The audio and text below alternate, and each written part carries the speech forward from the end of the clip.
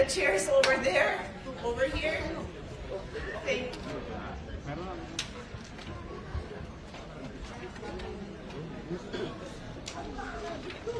The Blue Ribbon Committee hearing is now called to order. Magandang umaga po sa inyong lahat. Let me start by thanking every single person here. I'd like to thank the staff and our media friends for allowing this event to take place. The reason why I have to thank all of you is because dun sa first floor, may mga nagsasabing hindi pa papasukin ng resource persons natin. So kailangan ko po silang sunduin. Nung sinundo ko naman, ang ating staff doon, napakaayos naman, humihingi naman ng mga pangalan, mag-register daw sila as guests. Sabi ko, there are guests. So walang problema, pinapasok po sila. Maraming salamat sa inyo. Our media friends, you're always welcome to cover. Pasensya na para magkaroon ng konting gulo, but definitely we do not in any way intend for any of you not to be able to cover our events here in the Senate anytime.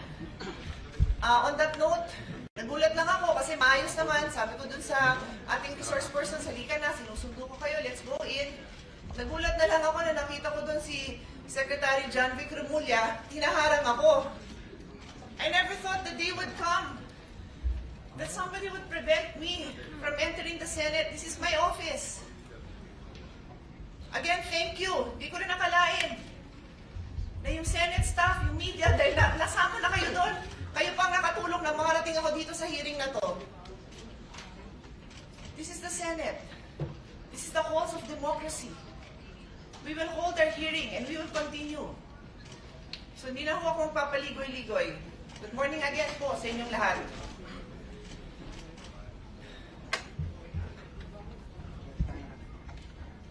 Before I begin, I'd like to address a very important thing. Yesterday, a session was purportedly held by 12 senators, 12 po, in which committee assignments were declared vacant and chairmanship of this very committee, this committee on the Blue Ribbon, was allegedly replaced. I stand before you today to state clearly and unequivocally that session was invalid. Wala po silang 13. Kahit grade 1, marunong magbilang. Kailangan ng 13.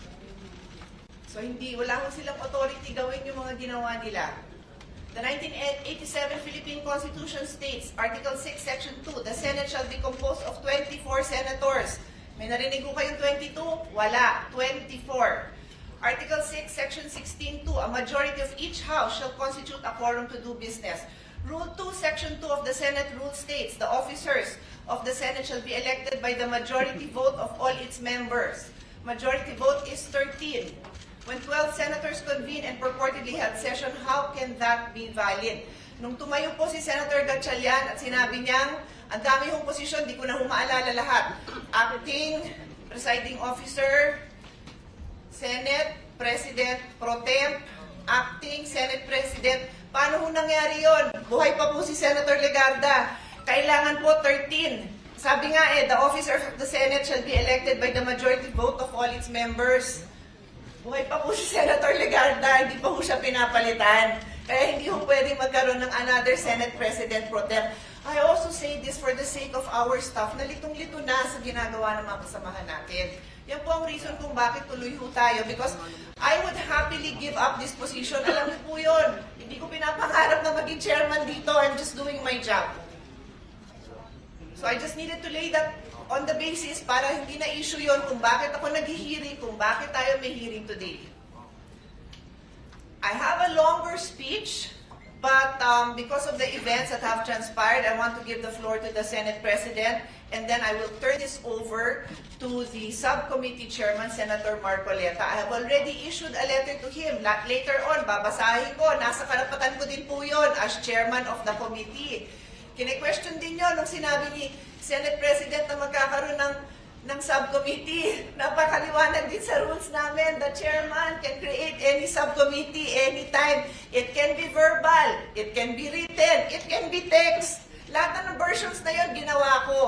So valid po itong pag-create din natin ng subcommittee. In any case, nandito din po ako. Pero may hearing din po akong isa tungkol sa taxation. Baka mamaya kailangan ko din sunduin sa baba yung mga mag-hearing ng mga kasama kong resource person for taxation. Anyway, I will give the floor to the Senate President. Thank you.